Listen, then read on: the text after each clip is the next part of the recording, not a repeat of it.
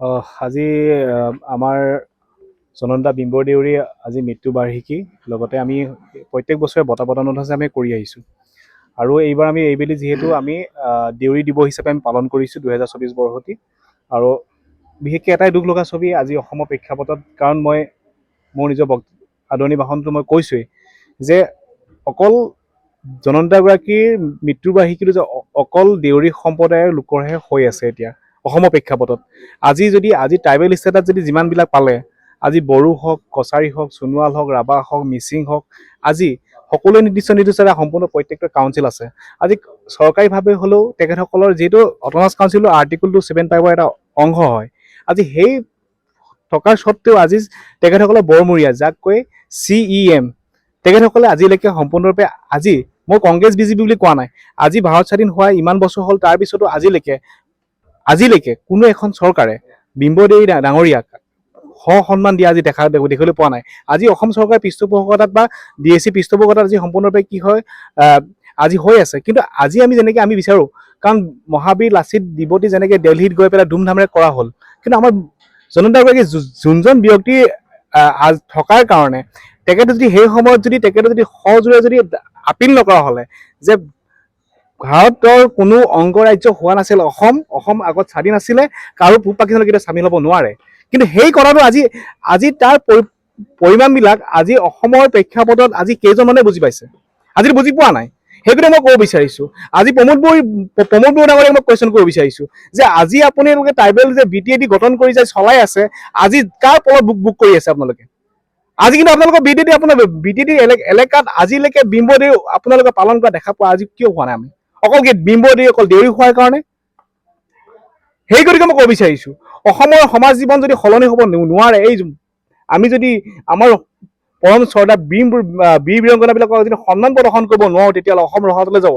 কাৰণ কেলে আজি যেনেকৈ আমি বিচাৰোঁ বড়ো অসমত যেনেকৈ চুকাফা দিৱস যেনেকৈ ধুমধামে পতা যায় ৰাভা দিৱস যেনেকৈ ধুমধামে পতা যায় আজি আমি অৰাজনৈতিক সংগঠনবিলাক চালোঁ আজি সম্পূৰ্ণ আজি দৃষ্টিগোচৰ আমি যদি আমাৰ পৰিলক্ষিত নহয় আজি যদি অসমৰ প্ৰেক্ষাপটত যিমান অৰাজনৈতিক সংগঠন আছে আজি আছো আমাৰ সম্পূৰ্ণ প্ৰাণকেন্দ্ৰ বুলি কোৱা যায় অসমৰ প্ৰেক্ষাপটত কিন্তু তেখেতসকলো আজিলৈকে আমি বিম্বৰ দেউৰী আমাৰ মৃত্যু বাৰ্ষিকী হওক জন্ম দিৱসী হওক পালন কৰা আমি দেখিবলৈ পোৱা নাই কিয় একমাত্ৰ কি সম্পূৰ্ণ দেউৰী সম্প্ৰদায়ৰ লোক হোৱাৰ কাৰণে নেকি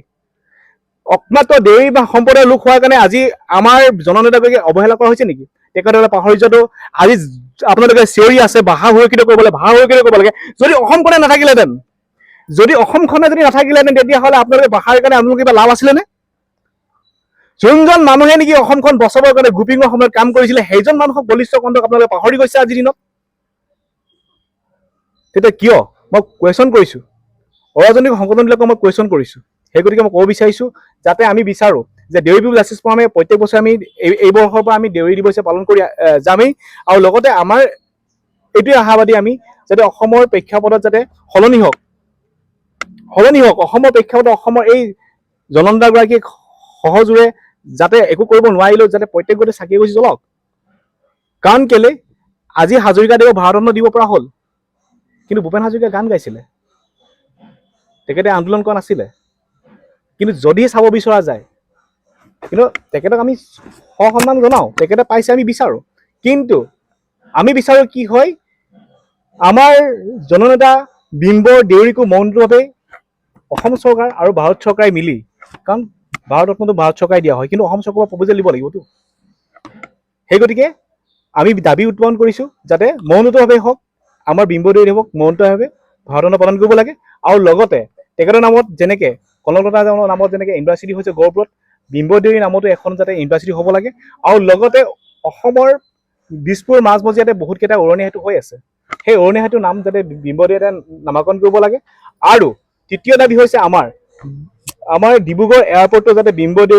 দেৱৰ নামেৰে নামাকৰণ হ'ব লাগে জনতাগৰাকী সেই ক'ব বিচাৰিছোঁ প্ৰথম কথা দেউৰী পিপল জাষ্টিছ ফ'ৰামে দীৰ্ঘদিন ধৰি বিম্বৰ দেউৰী আচলতে আমি যে অসমীয়া মানুহৰ যিটো অকৃতজ্ঞ স্বভাৱ আমি বিম্বৰ দেউৰীৰ যি ভূমিকাৰ বাবে অসমত অসমীয়া মানুহ লোকপ্ৰিয় বৰদলৈৰ লগত ভীমবৰ দেউৰী আছিল একমাত্ৰ মানুহ যাৰ বাবে আমি আজি বাংলাদেশৰ লগত নাই, সেই সময়ত পূব পাকিস্তানৰ লগত নগলো, আমি ভাৰতৰ লগত থাকিব পাৰিলো। কিন্তু অকৃতজ্ঞ জাতিটোৱে সাধাৰণতে ভীমবৰ দেউৰীৰ কথাবোৰ আমি সোঁৱৰণ নকৰো। বৰদলৈৰ কথাও যিমান সোঁৱৰণ কৰিব লাগে নকৰো, কিন্তু এটা পৰ্যায়লৈকে তেওঁ সোঁৱৰণ কৰা হয়। কিন্তু ভীমবৰ দেউৰী সদায় উপেক্ষিত হৈ ৰৈ যায়, যিটো তেওঁ জীৱনকালতো আমি দেখিছিলো যে তেওঁ আৰু ৰূপনাথ ব্ৰহ্মক অসমৰ প্ৰেছে সমালোচনা কৰিছিল যে তেওঁলোকে মুছলিম লীগৰ বা আমাৰ ছাদুল্লাহ চৰকাৰত যোগদান কৰাৰ বাবে, জনগোষ্ঠীয় লোকৰ উন্নয়নৰ বাবে। কিন্তু আন এজন অসমীয়া ৰোহিণী চৌধুৰীয়ে যেতিয়া তাত যোগদান কৰে তেতিয়া কিন্তু অসমীয়া প্ৰেছ মৌন হৈ আছিল। গতিকে আমাৰ যিটো দ্বৈত চৰিত্ৰ, সেই দ্বৈত চৰিত্ৰ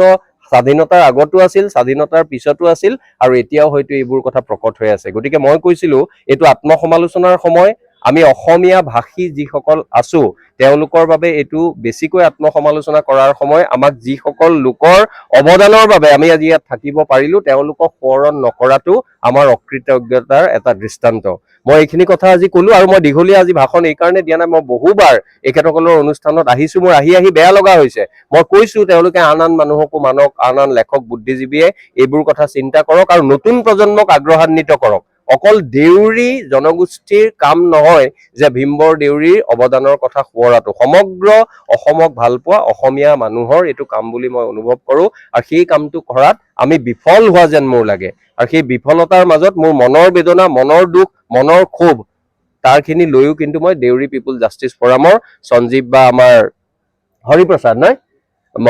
মই তেওঁলোকক ধন্যবাদ জনাইছো। তেওঁলোকৰ লগৰ যিসকল ৰণুৱা কৰ্মী আছে ধন্যবাদ জনাইছো যে তেওঁলোকে ইমান প্ৰত্যাহ্বানৰ পিছতো এইখিনি কাম কৰিছে। খালি এটা অনুৰোধ কৰিছো, অহাবাৰ যাতে এই মাজৰ সময়খিনিত কি কাম কৰে সেইখিনি কাম অন্তত মোক জনাই নাজানো, কোনোবা অলপ মানুহক জনাই ৰাখিব লাগে। নহলে বছৰি 30 নৱেম্বৰৰ দিনা আমি কথাবোৰ কম, আকৌ পিছত ফুটুকাৰ ফেন হ'ব, এনেকুৱা যাতে নহয়, এইটোৱে মোৰ তেওঁলোকৰ প্ৰতি আহ্বান আছে। Stay informed, stay ahead. News NE 365.